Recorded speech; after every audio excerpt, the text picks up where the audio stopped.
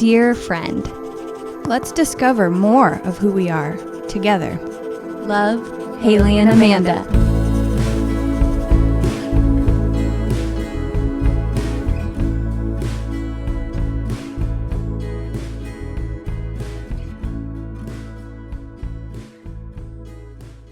Hey, hey, hey, hey. Hey, hey, hey, Amanda. Hey, hey, hey, Haley. Hey. Hey, hey, hey, dear friends.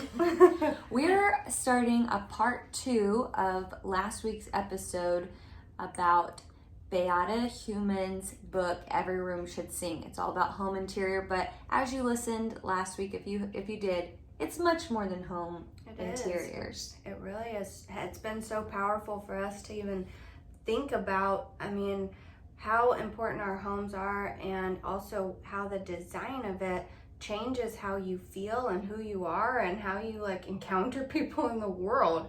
Well, and whenever I first got this book for my birthday and you and I were reading through it, I did start looking at my house a little differently. Totally. I was walking through it, thinking about it more in the terms that she uses in the book. And then after last week's episode, I got inspired. Yes! So this is Amanda. Sometimes I think our voices sound similar. I agree. I think I'm more monotone than you, though. Really? Mm-hmm. I don't think of you as monotone. Me either, until I listen. Really? Yeah. Well, do some fluctuating. Unless I get really, really excited about something, when I'm just talking and I'm in a deep thought, it comes out kind of monotone, I think. I'll try to work on that, listeners. Every room should sing. Every word should sing. Maybe I should be a little more energetic. When my husband and I were dating, I was like, you know what I should put on my resume? And he was like, what? And I said that I'm fluent in musical. Because we always laugh. Because I was talking a musical way. And I'm always like, hey, where you want to go for dinner tonight? And he's like, you speak musical, eh? And I'm like, fluent. And so I said I should put it on my resume. I love it. And I love singing in 50s announcer. Hey, we've got the prices right tonight. Y'all, this is a strange gift. Hey, oh, I sound like the guy on Father of the Bride, where it's Eugene Levy from Schitt's Creek. Yep. But he's the wedding singer, and he's like, oh man, I'm blanking on it. Oh, what's the song? I know it. You love that movie. I love that movie. And you love Eugene Levy. Ooh. We'll get back to it. But he sings like this. So that's what you think Beata means by every room should sing? No, I'm saying that maybe that'll help you be not monotone. Oh. But let me tell you, I got inspired. Sorry, I went off track. But surprise, Amanda went on a tangent. I got really inspired last week. So during quarantine, my husband and I have a 2-bedroom house, and the second bedroom was a guest bedroom. That's correct. And we weren't having guests, surprise. Mm-mm. And so my husband and I were like, we could really use that space as an office, because working from home. We have a podcast. He likes to edit music stuff. He was like, it would be nice to have a room where we could work.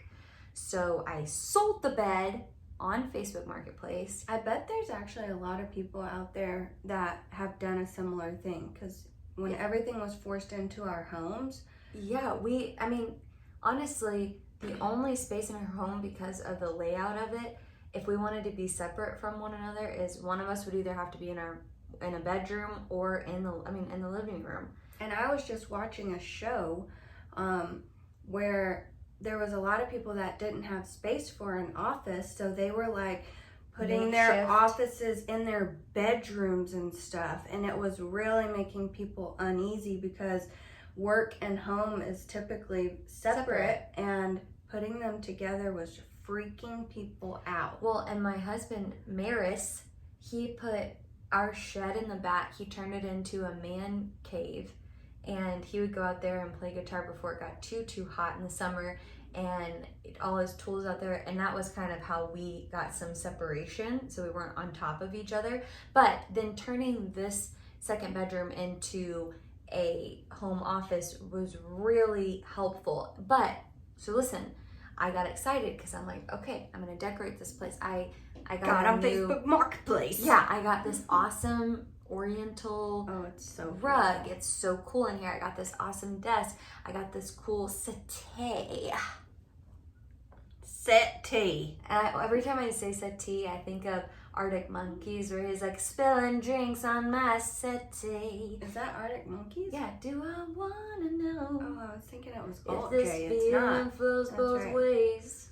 Yeah. So I got this settee, but the piece de resistance of the room was gonna be this gallery wall that was gonna go, because the ceilings are really high in my house, but the square footage of this room is very small. So I got all the artwork together that I wanted to put on the gallery wall. That was super meaningful to my husband and I. And so, which, as we talked about last episode, that it had to be personal to be interesting. So you couldn't just get, well, you could, but you could have gone and bought all of this stuff that, you know, was from, you said TJ Maxx, I believe, or IKEA or whatever, and it wouldn't mean anything to you personally. But it would look nice. Yeah, but not interesting. So you decided to follow Beata Heuman's advice And get personal stuff. Takes longer, totally worth it. Yeah, so like I pulled out like one of our band's first posters ever. Haley made Maris and I, for our 1-year wedding anniversary, this family crest that has all this symbolism in it. That's gorgeous. An old painting from my parents' house. These 2 paintings from the Kimball Art Museum that we got prints of that he and I loved.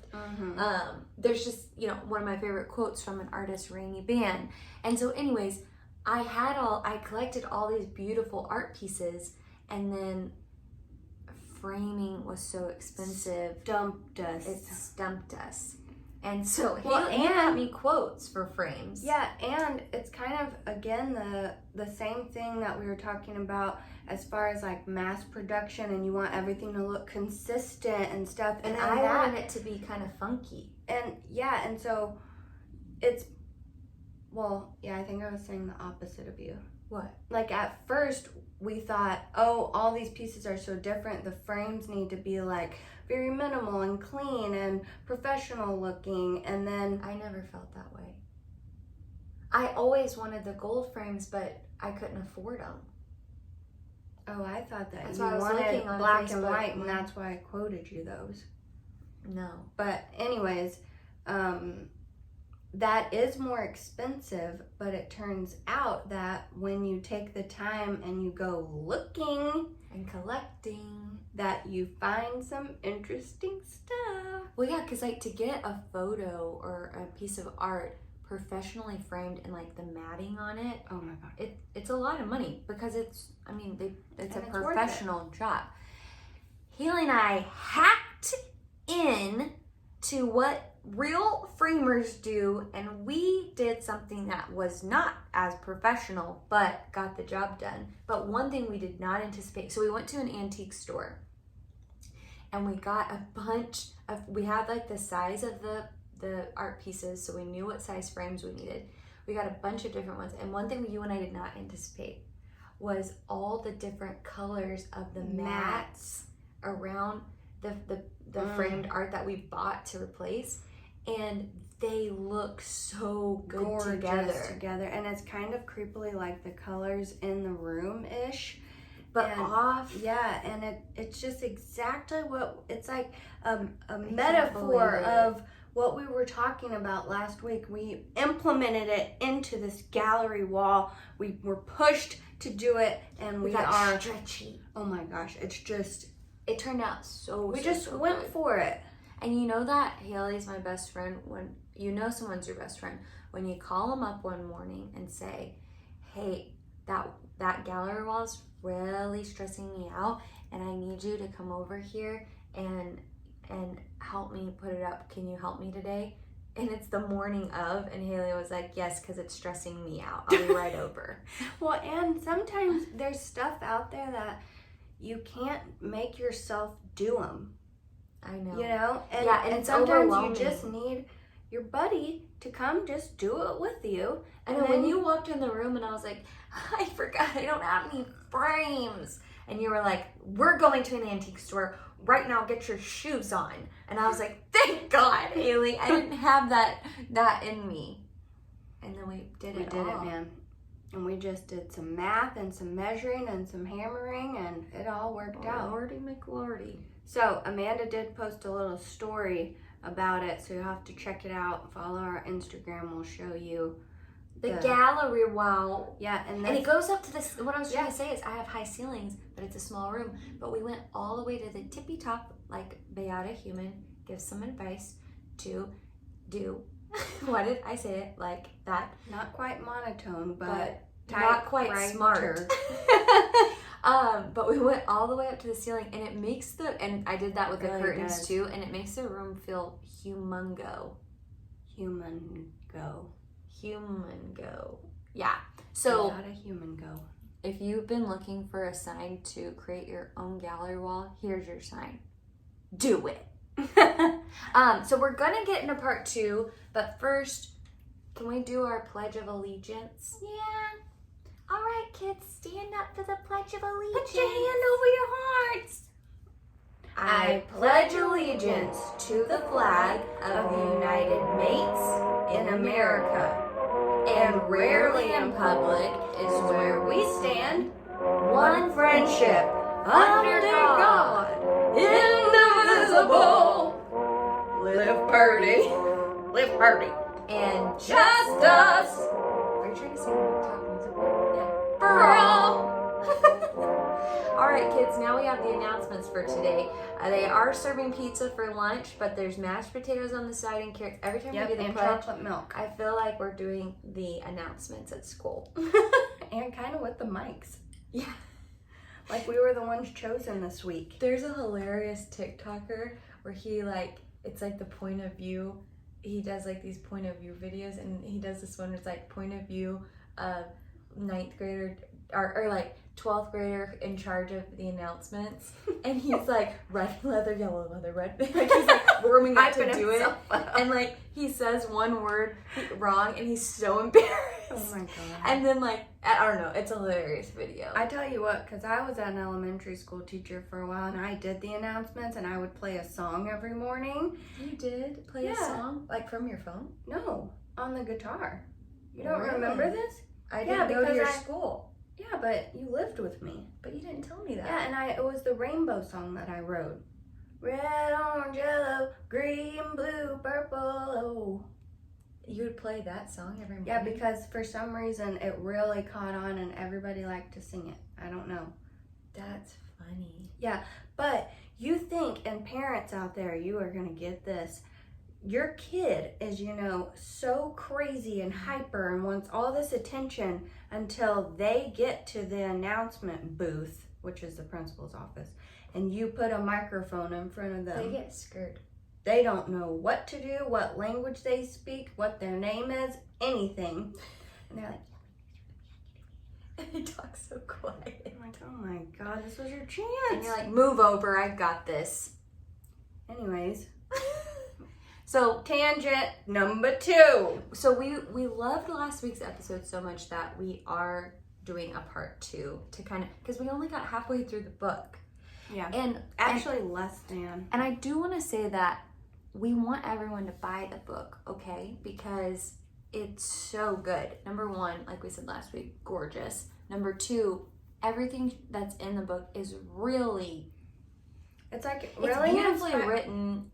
And yes, it's inspiring. It's really inspiring content that makes you go deep kind of and be self-aware and want to be really thoughtful and intentional about your space, because you realize how important it is, but not it also at the same time just relieves this pressure and makes you feel so playful and excited. Yeah, because I was about to say sometimes whenever I read stuff or follow people who are interior designers, it's really like uppity. Yeah, and I just feel like she's down to earth and she is being playful, and she actually, she responded to one of our stories that she was going to listen in, and we're going to try to have her on the podcast. So Beata, if you're listening, we still want to have you. Yeah, because we love the book. And it's so inspiring. So the second half of what we're talking about with the book this week is more practical tips that she gives. Now, we're not going to give away all of her practical tips because, again, we want you to buy the book, but we pulled out some of our most favorite tips that she gives in the book about making every room sing. We said that together. That's correct. Sometimes we say stuff together. I told you I was re-listening to our... I still need to go back and listen. Our favorite things episode, and I actually watched it on YouTube, and we say the same thing, like our thought progression is the same. Mm-hmm. And so we say the same thing at the same... finish each other's sandwiches. Well, everyone's going to say that. Okay. Who's seen Frozen? Why are we losers? I thought that was funny. Okay. So some of Part our 2. favorite tips. Part 2. For making your room sing. Part 2. Voice 2. The other night we played Bunko. Tangent number 3. My sister-in-law had us over for Bunko, and her name's Darla, and I was like, Dola, I don't have snacks over here, Dola. And she was like... Also, one of her friends' name is Maury. Oh, and that really makes you want to do that. Maury. Hey, Maury. Throw me the dice, Maury. Okay, anyways. We're back.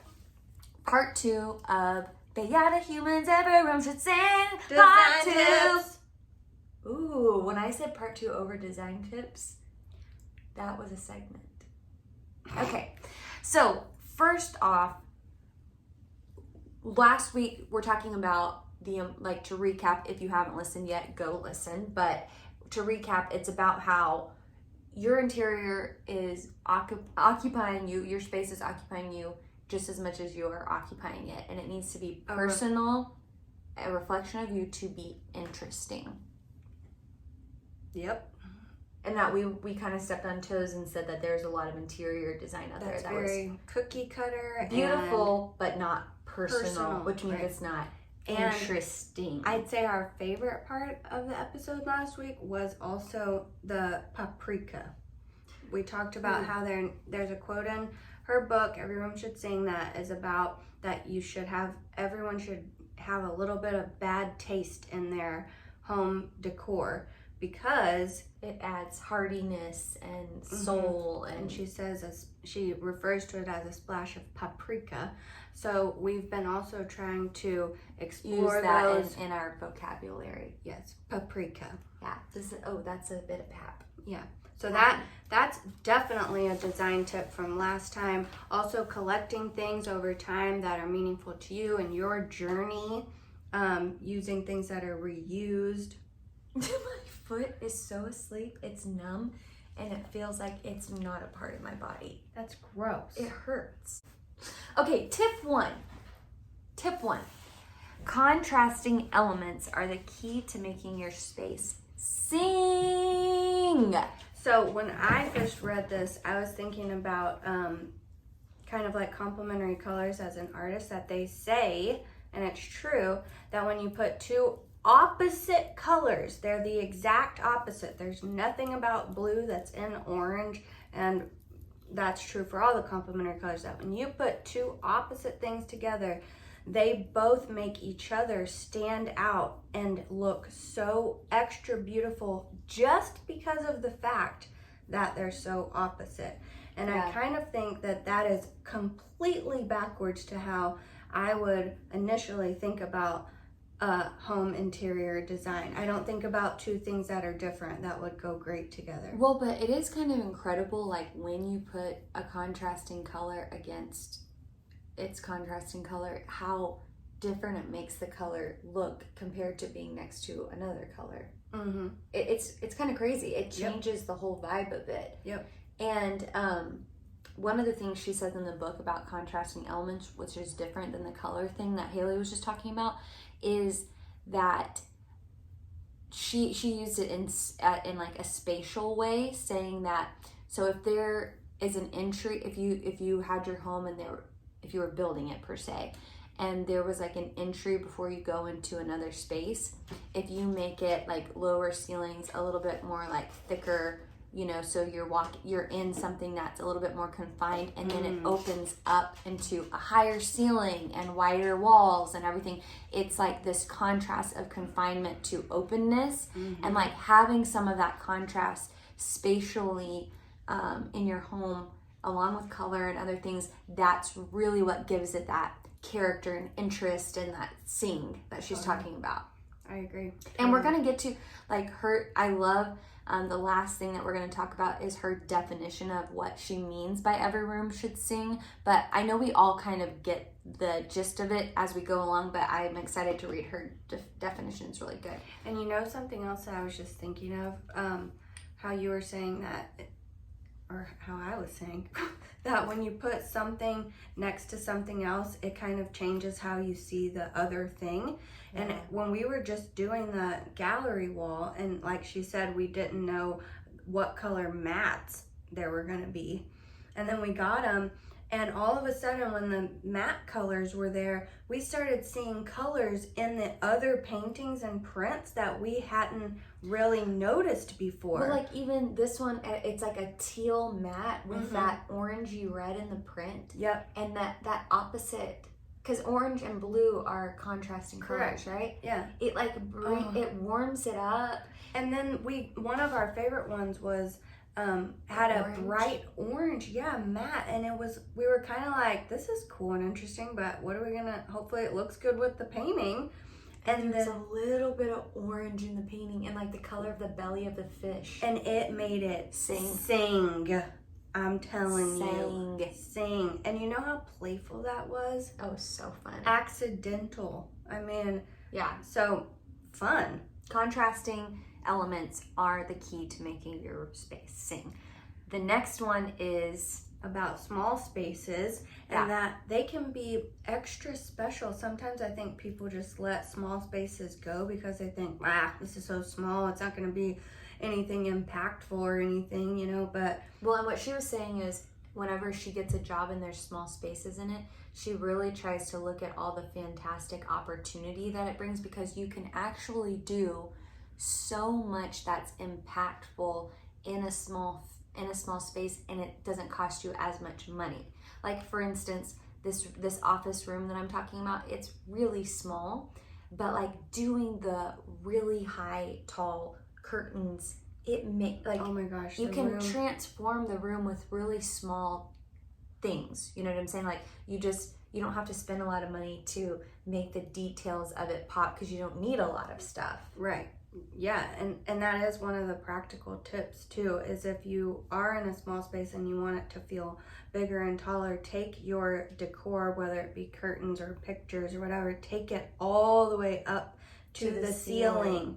And it is a total trick. That's what these paintings on the gallery wall, they are 1 inch from the ceiling. That's correct. Which is really to the top. Tippy. And you even, in this small room, you have a small little cutout over here where you would think nothing fits over there. What a waste of space. I turned it into a bookcase. Yeah, and it like really it makes that little space feel special, like a utilitarian. Space. Yeah, and now that little space sings. Yeah, because you looked at it in a way that it had an opportunity. Yeah, and I think if you're living in a small space, you should look at it as an opportunity to make something awesome. Because whenever we lived together, when Haley and I lived together for 7 years, we were roommates, Haley would always, like for instance, when we moved into this house, you and I lived in it first before I got married, and you were like, the living room, it's so small or whatever. And then whenever I started putting furniture in, And isn't it amazing how when you put God. the bigger things in a small room, it makes it feel so much bigger. It's actually it's like a mind thing. It is. It's totally I never believe you, and I'm always shocked. Yeah. Like even when I put my dining table in that small space, I was like, I know this is gonna work, but I'm not sure if this is gonna work. And then it makes it feel like a proper dining room. When there is actually no space for it. So actually, if you go big in a small space, sometimes it will make you feel like the space is bigger than it even is. It's kind of it's a trick. The next tip that she gives is about lighting. To change your lighting. So she says one of the worst things. And I also don't think lighting is something that people think about as decor. No. Or design. Design or decor. Yeah. I mean, I think they think about the fixture of lighting, but I don't really think about like, I'm gonna use, the element of it. Well, that it's creating like a mood and an atmosphere and stuff. Yeah, and so she actually says, most homes, and especially if you're renting, you have like spotlight overhead lighting, you know what I mean? And it's not flattering and it's not controllable. Like you can't, unless you have a really awesome home that you have like adjustable lighting. I don't have adjustable lighting in my home, so you can't dim it, you can't make it have a certain mood. Like this, you get what you get. And you don't throw a fit. Get what you get and you don't throw a fit. So she was saying, deal with it. If you change the lighting, bring it down to eye level through lamps and like the different types of lamps and adjustable lamps and also candles. Like you can change the entire vibe. You were feeling my vibe. I was. Yeah, like, I mean, this room, I put this lamp in here and it makes it feel way cozier than the overhead light. That's kind of a blue-white light. So also, that's another thing is the type of bulb you're buying. Like however many kelvins. Excuse me. Excuse me. I know there's an Instagrammer, interior designer, Chris Loves Julia. She did a whole blog post on what each Kelvin means and what it looks like and her favorite one, because it actually I need to read that.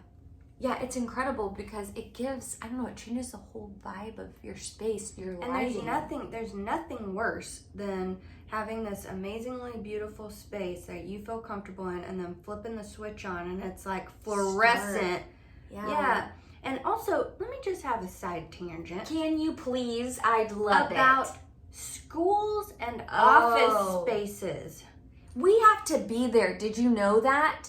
Yeah, and whoever's designing them. Yeah, like people are spending their entire lives at work and kids at school and teachers at school. And these kids are supposed to be learning and feeling comfortable and this inviting, welcoming, and teachers are doing everything they can to make their space this white, horrible box with the worst lighting There's ever. Actually science around that. There is science. Don't perform as well in fluorescent lighting Yeah. than in warm light. So Can I you never imagine- turn my overheads on. I always put lamps all over my classroom. It's become kind of a trend, thank God, that people have realized that it's not even just, you know, the look of it. It's like there's science around the feel of how you are in a space based on its lighting. Isn't it crazy that a space can influence the way you act in it? 100%. Isn't that wild? Yeah, and how you feel and how you perform and if you're inspired or turned off or... There's actually, you know that book that I was reading called Joy, The Definition of Joy, or I'll look it up, but it's, she's talking about a lot of different aspects of what joy is, and one of them is that, and how interiors affect your joy. But she says that there's this school in some inner city town that was performing so low, like lowest scores, super, super bad neighborhoods, kind of just, you know, not a great environment. And this principal came in, they hired him. He knew he was coming into a tough situation, and he had read some psychology around color and space. Yep. And he went in with the teachers the summer before, and they painted all the walls vibrant colors and changed out the bulbs.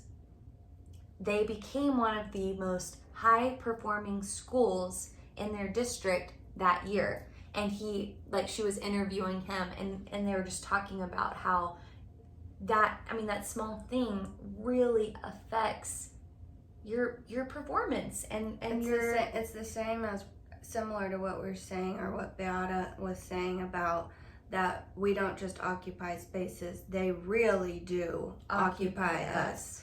And they make us feel different ways. They make us feel welcome, they make us feel scared. And it is like an emotional, spiritual thing, but it is scientific as well. And so it's real. It's not a joke. It is not a conspiracy theory. I hope not. And then the other one is that your home should always be evolving. And we have a quote here that's on page 107. 187. But the idea that we are always evolving, right? We're always changing. So our space should not stay stagnant, right? If we're changing, then our space should be changing. And this quote... that's really... It was a really epiphany for me as well, this one, because I feel like you design your home once... and you pick it, call it good. Yeah, and you pick everything out, and then why would I change that? Because I spent money on it, I thought about it, I designed it. It's now this is my home and this is this space. But that is such a stagnant way of viewing your home. And go ahead and read the quote. Well, so the quote is by Carl Larson, and he says, "A home is not dead, but living. And like all living things must obey the laws of nature by constantly changing." So your home is not dead, it's living, right? And it, just like us, we have this law of nature where we're constantly changing, we're becoming. We talk about this in the podcast, and it's our motto, let's become more of who we are together, because we're always becoming. And our space is also becoming. Well, because if it's true that we think in order for us to feel at rest, that our space has to reflect us and be an expression of us, well then if we're changing and it doesn't, then that's impossible. Right, so it has to change with us. Yeah, and it could be even you just rearranging your furniture, or doing a different light. Yeah, or changing the use of a space, or hey, now you have a child and now this room needs to function this way, or you went on a trip that changed your life and you now want to have something that reflects something of that vibe of that trip. Right. Or your styles, and your style changes, and what you like changes, and the way that you feel comforted changes. Or there's a pandemic, and now your guest bedroom has to be your office. And you could have been stagnant and said, no, this is what I made this room to be. And then for a year and a half to almost 2 years now, you haven't been able to really have a guest, and this space would have been dead, really. And so I think dead. You really kind of embraced that and you breathed like kind of new life into this space, and that's really beautiful. It is because it's making me think about the Marie Kondo, like, treat your space, graciously and gratefully, that it's giving you this, not just this structure, but like it's occupying you. And so treat it well back, and continue to let it be its best version of itself for you. Yeah, totally. And the definition that she gives, by the way, there's tons of these tips in her book. Oh, I know. You've got to get the book. You've just got to. We only selected a few of our favorites, but she has this definition towards the end of the book on page 207, where she gives what she means by every room should sing. And I think it's so special. So listen up. Listen up, Toots. I'm listening. Your home needs to be a fold for your past, present, and future. You want it to be inclusive, pragmatic, spontaneous, serious, humorous, and elegant all at the same time. It sounds complex, but really it's just about being honest about who we are. It is about humanity and what lies within each of us if we are willing to find it. It will require time and effort, but it's possible for anyone to do. When I talk about a room singing, I talk about the elements of this book coming together. Once you find your poise, whatever form it takes for you, you should notice a certain tension, almost like a reverberation through the rooms. It should be a combination of all the things that make you. Mic drop! Can you please read that one little section again? About humanity? Yes. It says, it sounds complex, but really it's just about being honest about who we are. Yes. It is about humanity and what lies within each of us if we're willing to find it. That's right. Holy guacamole and I Toledo. I do believe, and it's fair for people to do this, to say that I do not want to find it. I don't have time. I don't want to participate in that. This isn't not important to me. I don't care about who I really am. But I believe everyone who's listening to this podcast. That's what I was going to say. Okay. Is that we are trying to become. And we're trying to push each other to that next step of our humanity. And become more of who we are and figuring out who that is together. And we're the kind of people, you and me and whoever's listening, are the kind of people that want to find it. And we want every aspect of our life to contribute to the better part of us, and so that we can then put out the best parts of us to make everyone else better. Yeah, and that's so beautiful. Oh, I'm emotional. Me too. Because it seems silly, like, home interiors, but it's not. This is where we spend our days and our lives, and where we make memories, and it's not everything, but it's a huge part of it. So if you decide to let this part go, I think it's a big one. Totally. And like she was saying, it takes time and effort to find out who you are, right? About anything, but anyone can do it. And that's what she says. Anyone can do it if you want to. And something that she does reference in the book when you read it is, like we were saying last episode, there are rules around interior design. There's a whole school of thought about it, and it's actually a real profession, but it is a lot of fun too. It is. And experimenting, and it doesn't have to be perfect, and you don't have to know everything. It just needs to be this reflection of you. And I really encourage you guys to read the book, because she gives you a lot of confidence in that you don't need to know everything, but she gives you some tips. But she does say, which I think is the most powerful thing about her and her book, is that it has to be personal and a reflection of you, which sounds easy, but it is work, internal work, but playful work. Yeah. And so even simpler way work. Yeah, correct. The book we love. Exactly. And so if you're even feeling a little bit hesitant about investing in the book, go follow her Instagram, Beata Heuman, and it's tagged all over everything that we've posted. But you can see visually how playful and inspiring and joyful her approach is, and it's magnetic. Yeah, it makes me want to explore all of that. It makes me feel inspired and like I can do it. And I just think it's playful and lighthearted, but it's meaningful. And so totally agree, 100%. So thanks for joining in on part 2. I know. I hope you guys like this little series, part 1 and part 2. I really loved it. It was way more exciting than I even thought it was going to be, and I thought it was going to be exciting. Yeah, like I personally told you guys last week how much I am naturally interested in interiors, but I did not see the conversation going so much more in depth depth about who we are. Well, I did in a sense because I have read the book, obviously, but in a way, I hadn't made the connection about how it is so aligned with what our podcast is about, like that becoming more of who we are together, that you were just saying, that this is that same work in a very expressive, important way that impacts our lives daily. So I did not see that coming, and it's a really nice surprise. I love it. So you guys have a great week. Go look at your space and play. Make something sing. And live party with it. Live party. Put a little paprika on it.